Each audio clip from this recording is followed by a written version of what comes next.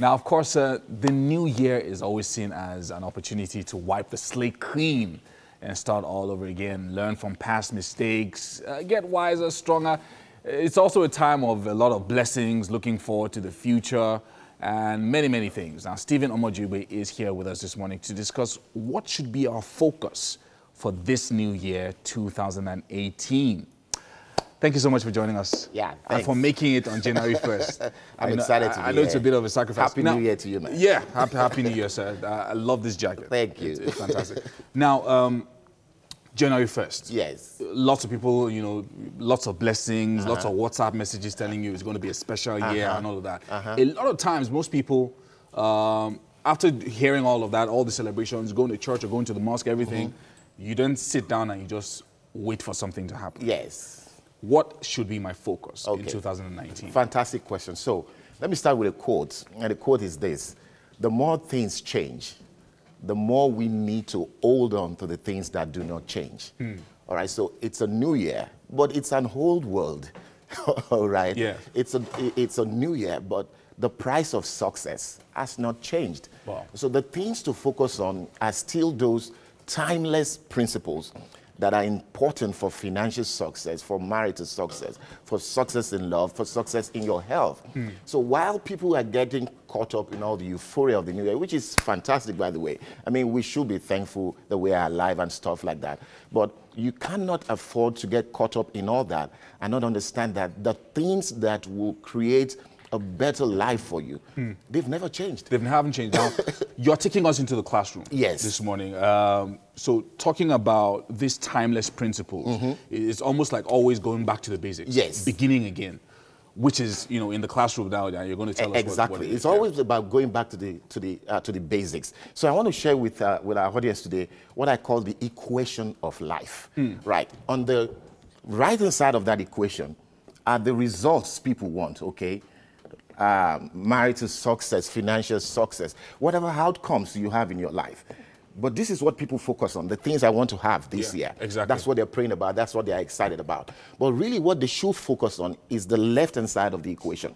Because everything... So this here is the right-hand side of the equation. This is the right-hand side of the equation, yes. So this results, outcomes, what I expect at the end of the day. The experiences you have and you will have, which is what a lot of people focus on. But what you should focus on actually is the left-hand side of the equation. Because it is the left-hand side of the equation that creates the right-hand side of the equation.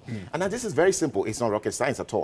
The things that produce our experiences and the results in our lives are three things. Number one are thoughts. Thoughts. Thoughts. What we think about. What we think about. Number two are feelings. And number three are the actions we take. Now, let me just talk about them one after the other.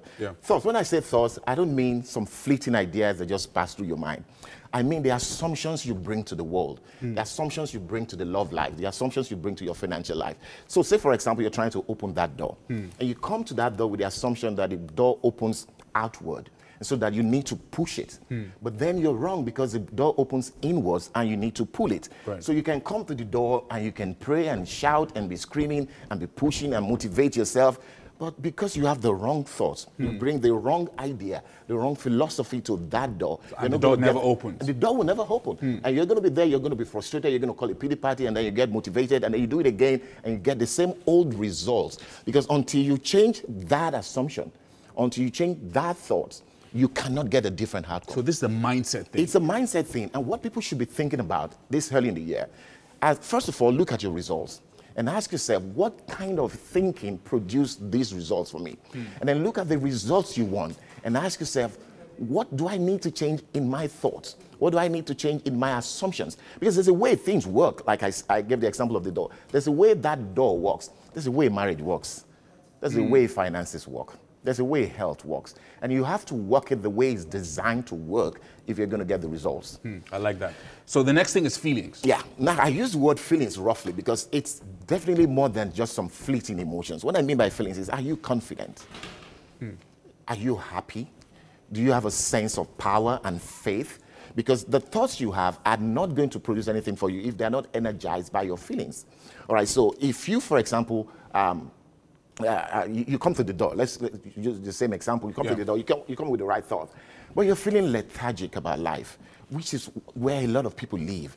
They're expecting that when they get results, then they're going to be happy. So they don't enter into their daily lives with passion, with joy, with energy. And they're just hoping results will happen. And they're just hoping results will happen. Yeah. So even though they come through with the right thoughts, they push the door a little bit and it doesn't open. And then they give up because they're not strong in their heart. They don't have faith. They don't have confidence. Feelings has to do with your state. The state you are on a daily basis produces the outcomes you have. You go to a job interview, you have all the right answers, but you go there without energy. I always hire for energy, right? So two people come into the interview room, they both have the same degree, they both have the same competence. I'm looking for the one who is confident. I'm looking for the one who has a can-do spirit. I'm looking for one who is motivated, who's got energy, who doesn't need me to wind him up every day. So that's feelings. And that's responsible for your outcomes. And then the third one, of course, is your actions. Because you can have the right thoughts, you can have the right feelings, and do nothing about it. All right. Now, these two things, thoughts and feelings and results, all of them, thoughts exist in the unseen realm.